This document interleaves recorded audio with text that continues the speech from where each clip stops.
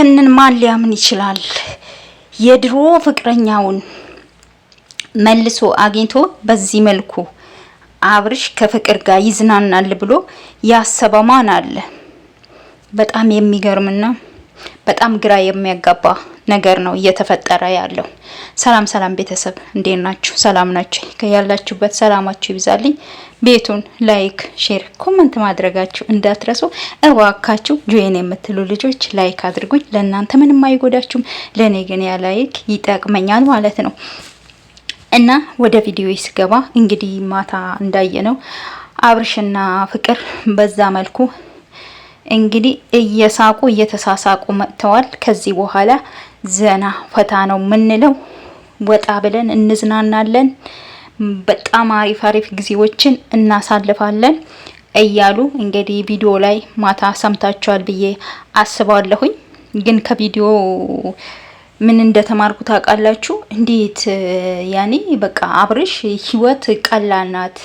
አንድ ሴት የሆነ ብር ካላችሁ ሴትን እንደፈለጋችሁ ማግኘት ትችላላችሁ። ትላንትና ትተናት የመጣንን ሴት መልሰን ማግኘት እንችላለን ብር ካለን። ይሄ ነው የሚያስተምረው። በጣም ያሳዝናል።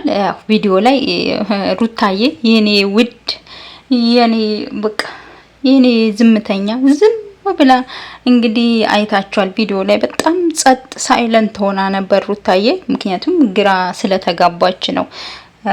ትላንትና የፍቅርና የአብርሽ ግንኙነት ስለምታውቅ አብርሽና ፍቅር ያስታረቀቻቸው እሷ ናት። ሲጀመር አይታችሁ ከሆነ ቪዲዮ ፍቅርና አብርሽን ያስታረቀቻቸው እሷ ናት። እንደ ቪዲዮ ነው የምናወራው። ከቪዲዮ ጀርባ ያለው ነገር እኛ አናቅም።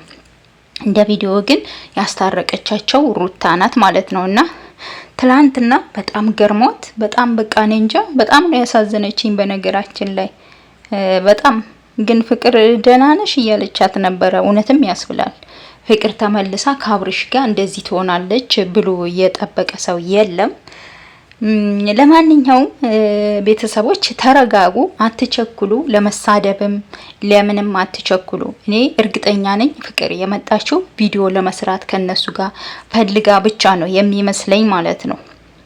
ቻናሏ ስለቀዘቀዘባት ቻናሏን እንዲነሳ እያረጉ ይመስለኛል። አብርሽ በእንደዚህ አይነት ነገር ይሄ ነገሩ እኔ በጣም ነው የምወድለት ነገሩ። ቪዲዮ ትውልድን ያው ያጠፋል የሚለው ስጋት ነው እንጂ ያስጠላን። እኔ አሁን ተረጋጉ፣ ሁላችሁም አትሳደቡ ማለት ነው።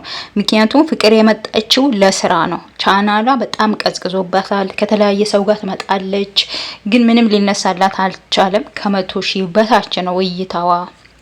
እና የሷን ቻናል ለማንቀሳቀስ አሁን ቀጥለው ቪዲዮ ሰርተው ደግሞ ያው እሷም ቻናል ላይ ይጭናሉ። እና ለዛ ብላ ነው ፍቅር ወደ አብርሽ ያመጣችው። በዚህም ያው አብርሽም ደግሞ እሷን ለመርዳት በእንደዚህ አይነት ነገር አይታማም። ታውቃላችሁ ብዙ ልጆች ለብዙ ነገር ያደረሳቸው አብርሽ ነው፣ ከኢተኝ ቢቀጥሎ ማለት ነው።